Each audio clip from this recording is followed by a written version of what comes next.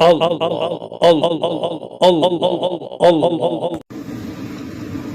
دل کو زندہ کرنے کے اسباب میں سے پہلا سبب ذکر کی کثرت. ہمارے مشائخ یہی سبق دیتے ہیں. سب سے پہلے فرماتے ہیں کہ 2 حصوں میں کرو. ایک تو چلتے پھرتے لیٹے بیٹھے اللہ کی طرف دھیان رکھو، اس کو وقوف قلبی کہہ دیتے ہیں. اور ایک فرماتے ہیں کہ صبح اور شام 15 منٹ آدھا گھنٹہ ساری دنیا سے ہٹ کٹ جاؤ اور اللہ تعالی کی یاد میں ڈوب جاؤ. ساری دنیا سے ہٹ کٹ جاؤ اور اللہ تعالی کی یاد میں ڈوب جاؤ. جب انسان یوں مراقبہ کرتا ہے نا صبح و شام، تو دل کی کیفیات دوبارہ تازہ ہو جاتی ہے. آج کل کے دور میں اس کو سمجھنا بہت آسان ہے. دیکھیں آج کل تو چھوٹے بڑے بہت لوگوں کے پاس سیل فون ہوتا ہے، موبائل فون. اس کی بیٹری ہوتی ہے. اب اگر سارا دن اس پر باتیں کرتے رہیں تو اس کی بیٹری ڈسچارج ہو جاتی ہے. اس کو پھر چارجر سے لگانا ضروری ہوتا ہے. اگر آپ چارجر سے نہیں لگائیں گے تو بیٹری اتنی فلیٹ ہو جائے گی کہ بات ڈسکنیکٹ ہو جائے گی، پھر آن ہی نہیں ہوگا. بالکل اسی طرح ہم سارا دن لوگوں کے ساتھ انٹریکٹ کرتے رہتے ہیں، کام کاروبار، بیوی بچے دوست احباب. ہمارے دل کی کیفیات کی بیٹری ڈاؤن ہوتی رہتی ہے. ہمیں چاہیے صبح و شام اس کو چارجر کے ساتھ لگائیں.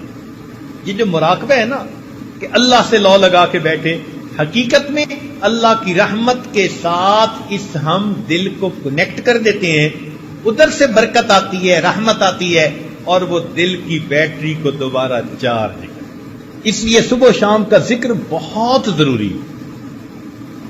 یہ پہلا سبب.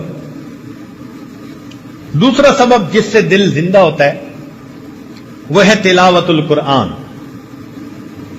آدمی کم از کم 1 پارہ روزانہ تلاوت کرے. بہت مشکل ہو تو چلو آدھا پارہ.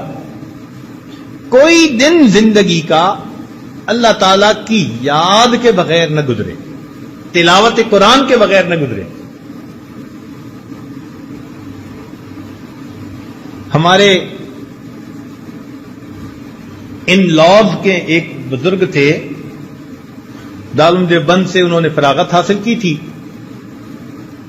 میری ایک مرتبہ ان کی ملاقات سوات میں ہوئی تو وہ کہنے لگے کہ میں امام العلماء والصلحاء حضرت خواجہ عبد المالک صدیقی رحمت اللہ علیہ سے بیعت ہوا، اور اس وقت انہوں نے فرمایا کہ 1 پارہ روزانہ تلاوت کرنا.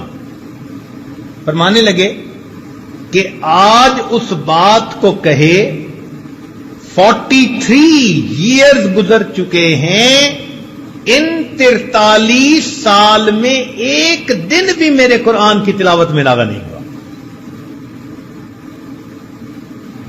جب ایسے لوگ اللہ کے سامنے نام اعمال لے کر جائیں گے، ہمیں کتنی شرمندگی ہوگی کہ ہمارے کتنے دن تلاوت کے بغیر جا چکے. اب دیکھو 43 سال، سردی بھی، گرمی بھی، صحت بھی، بیماری بھی، دیس بھی، پردیس بھی، خوشی بھی، غمی بھی، 100 عوارض ہوتی ہیں، مگر وہ کہتے ہیں میں نے 1 پارے کی تلاوت پکی ہے. چنانچہ عبداللہ ابن عباس نے فرمایا کرتے تھے، من احب القرآن احب اللہ ورسولہ. جو شخص قرآن سے محبت کرتا ہے وہ اللہ رب العزت اور اس کے رسول سے محبت کرتا ہے، اور اللہ اور اس کے رسول اس بندے سے محبت کرتے ہیں.